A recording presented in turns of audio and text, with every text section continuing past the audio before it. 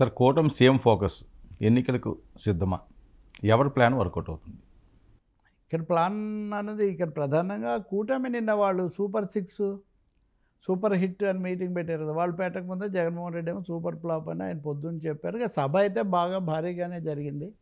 ఆ ప్రసంగంలో ఒక తేడా అయితే గమనిస్తాం మనం.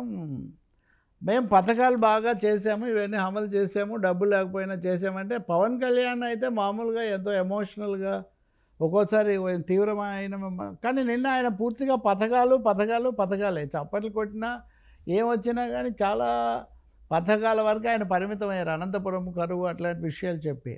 చంద్రబాబు నాయుడు మాత్రం కొంచెం సీరియస్గానే సవాళ్ళు చేతనైతే అసెంబ్లీకి అక్కడ చూసుకుందాము లేకపోతే ఇట్లాంటివన్నీ కొన్ని సవాళ్ళు. లోకేష్ ఏమో లేడు, మీరు అదే ఇంట్రెస్టింగ్. అంటే ఇద్దరు యంగ్ లీడర్స్ ఏమో ఒక ఆయన లేరు, ఒక ఆయన ఉన్నాయని కూడా రిస్ట్రైన్డ్గా మాట్లాడాడు. పెద్ద ఆయనే చాలా వీరభద్రుడిలాగా అక్కడ విజృంభించి ఆయన మాట్లాడేశారు. జనం విపరీతంగా వచ్చారు. చంద్రబాబుకి అప్లాస్ కూడా ఆ సభ అనంతపూర్లో ఎప్పుడూ వాళ్ళకి బలం ఉంది, అది బాగానే ఉంది.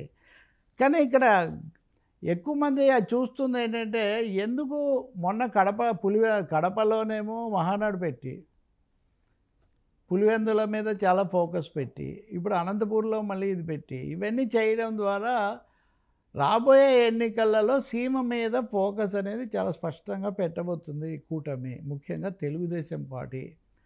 లోకేష్ మొన్న మేము 2029లో కూడా బీజేపీతోనే ఉంటామని చెప్పిన తర్వాత, పవన్ కళ్యాణ్ 15 ఏళ్ళు ఉంటామని చెప్పిన తర్వాత కూటమి కలిసే ఉంటుంది అన్నది ఇంక ఏమాత్రం తేడా లేని విషయం అని ఒకటి అర్థమైపోయింది.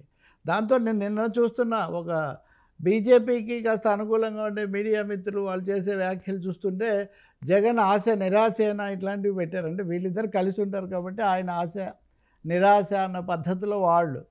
కానీ ఏం జరిగినా సామాజిక కోణంలో లేకపోతే రెడ్లు వర్సెస్ ఇతరులు అన్నది తీసుకున్నా లేకపోతే వైసీపీకి ఇప్పుడున్న బలం రీత్యా తీసుకున్నా రాయలసీమలో దెబ్బతీయటం అనేది చాలా కీలకమవుతుంది. కాబట్టి 2019లోనేమో చంద్రబాబు నాయుడు, నందమూరి బాలకృష్ణ ఇంకొకరు ఎవరన్నా తప్ప ఎవరు రాయలసీమ నుంచి గెలవలేదు.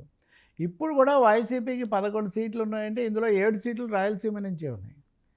సో వైసీపీని రాయలసీమలో దెబ్బతీయటము, అలాగే సామాజికంగా కూడా ఆ వర్గాల నాయకులను చంద్రబాబు నాయుడు చాలా ప్రముఖంగా చేయటము, అనంతపురం లాంటి చోట 1-2 సార్లు అనంతపురం, కడప, కర్నూలు ఈ ప్రాంతాల మీద శ్రద్ధ పెట్టడం ఇవన్నీ చూస్తుంటే కూటమి ఒకటేమో లోకల్ బాడీ స్థానిక ఎన్నికల్లో స్థానిక ప్రభావాలు తగ్గించడానికి, తర్వాత ఎన్నికల్లో కూడా అక్కడ దెబ్బతీయాలి. ఇప్పుడు మీరు పులివెందుల్లోనే మేము దెబ్బతీస్తామన్న పద్ధతిలో మన జెడ్పీటీసీ ఎన్నికల్లో గెలిచినట్టుగా.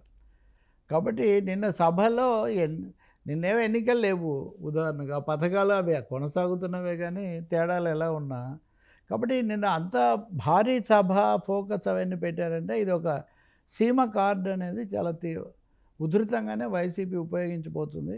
పవన్ కళ్యాణ్ కూడా ఆ ప్రాసెస్లో కొంచెం ఎక్కువగా ఆయన తీసుకొని వస్తారనేది కనిపిస్తూ ఉంది.